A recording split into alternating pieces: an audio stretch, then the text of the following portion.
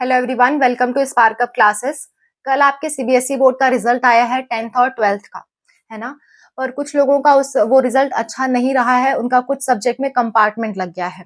Compartment मतलब होता है कि आपको वो एग्जाम दोबारा से देना होगा अपना इम्प्रूवमेंट करने के लिए, है ना।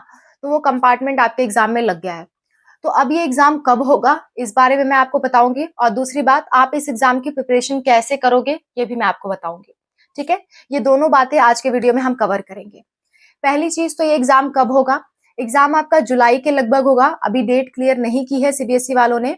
जुलाई में जब भी आपके एग्जाम की डेट आ जाती है, जब भी एग्जाम की डेट आएगी मैं आपको अपडेट कर दूंगी, पर इतना तो श्योर है कि जुलाई में आपका एग्जाम होगा। तो मई और जून, ठीक है, 1.5 महीना आपके पास प्रिपरेशन के लिए है। आप अपनी प्रिपरेशन अच्छे से कर लो। अब दूसरी बात पे आते हैं कि प्रिपरेशन कैसे करोगे। तो प्रिपरेशन करने के लिए आपको बस सिंपल सा काम करना है, आपको अपनी एनसीईआरटी पढ़नी है। अच्छा, कई लोग पूछते हैं पेपर का लेवल क्या होगा, पेपर डिफिकल्ट होगा, टफ होगा या इजी होगा, जैसा आया था उससे टफ होगा, इजी होगा या मीडियम होगा। ठीक है, तो मैं आपको बता दूं, जैसा आपका पेपर आया था सीबीएसई का 12th का और 10th का भी, तो सेम टू सेम वही लेवल रहेगा। ठीक है, हल्का सा उससे इजी आप मान के चल सकते हो, लेकिन लगभग सेम रहेगा। ठीक है, एक आध क्वेश्चन उसके कंपेयर में इजी आ सकते हैं, बाकी लगभग सेम रहेगा। पर आपकी मार्किंग बहुत ज्यादा स्ट्रिक्ट नहीं की जाती है। ठीक है, वो भी कोशिश करते हैं कि आप कम से कम पास हो जाओ। ओके, तो पेपर का लेवल मैंने बता दिया कि बहुत ज्यादा डिफिकल्ट नहीं होगा, मीडियम लेवल का आ सकता है आपका पेपर। मीडियम टू इजी आपके पेपर का लेवल होगा। ठीक है, दूसरी बात मैं आपको बताऊं कि आप प्रिपरेशन कैसे करोगे। प्रिपरेशन करने के लिए अगर आपका बायोलॉजी में कंपार्टमेंट लगा है तो बायोलॉजी के लिए एनसीईआरटी बेस्ट है। एनसीईआरटी में मैं कुछ चैप्टर आपको बता दे रही हूँ, वो चैप्टर आप प्रिपेयर कर लेना। फर्स्ट है आपका जेनेटिक्स। जेनेटिक्स में आपका जो डिजीज वगैरह है ना, टर्नर सिंड्रोम, क्लाइनेफेल्टर सिंड्रोम, है ना, जेनेटिकल डिसऑर्डर्स है कुछ, इससे रिलेटेड मैंने 5 वीडियोस बना दी है, प्लेलिस्ट बना दी है पूरी। हिंदी प्लस इंग्लिश की प्लेलिस्ट है, आप उसे देख सकते हो। आपको आई बटन पे लिंक मिल जाएगा और डिस्क्रिप्शन में भी आपको उसका लिंक मिल जाएगा। ठीक है, तो जेनेटिक डिसऑर्डर जरूर प्रिपेयर कर लेना।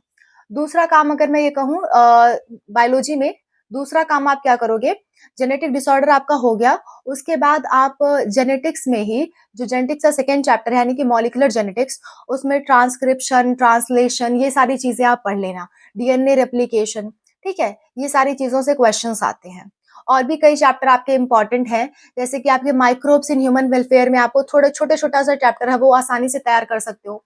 तो आप ऐसे चैप्टर ढूंढो जो आप बहुत आसानी से तैयार कर सकते हो, छोटे छोटे चैप्टर हो। ठीक है, और जेनेटिक्स का मैंने बता दिया, ये बड़ा चैप्टर था पर उसमें छोटे छोटे टॉपिक्स ऐसे आप प्रिपेयर कर सकते हो। तो आप बायोलॉजी के एनसीईआरटी में बेस्ड रहो, कुछ टॉपिक छांट लो जो इंपॉर्टेंट टॉपिक्स हैं। अगर आपको वीडियो चाहिए होगी इस पे डिटेल में कि मैं बायोलॉजी, फिजिक्स, केमिस्ट्री के इंपॉर्टेंट टॉपिक्स बता दूं, तो आप कमेंट में मेंशन करना, मैं आपको इंपॉर्टेंट टॉपिक्स बता दूंगी जिसके लिए आप प्रिपरेशन कर सकते हो अपने कंपार्टमेंट एग्जाम्स के लिए। ओके, तो इतनी बातें मुझे आपको बतानी थी।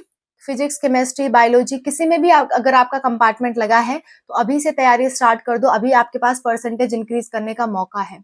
क्योंकि अब जेई में हो गया है कि जेई में 75% जब तक नहीं आएगा तब तक आप जेई का एग्जाम नहीं दे सकते, और सीयूईटी के लिए भी आपको कम से कम 45% चाहिए। ठीक है, तो आप कोशिश करो, आप टारगेट करो कि आपका 50% से ऊपर आ जाए। 50% से ऊपर आ जाएगा तभी आप समझो कि आपका 12th करना सफल है। ओके, तो आप अपनी प्रिपरेशन अच्छे से करो। मिलते हैं नेक्स्ट वीडियो में। कोई भी कंफ्यूजन है, कोई भी डाउट है तो मुझे कमेंट बॉक्स में बताना, मैं जल्द से जल्द सॉल्व करने की कोशिश करूंगी। ओके।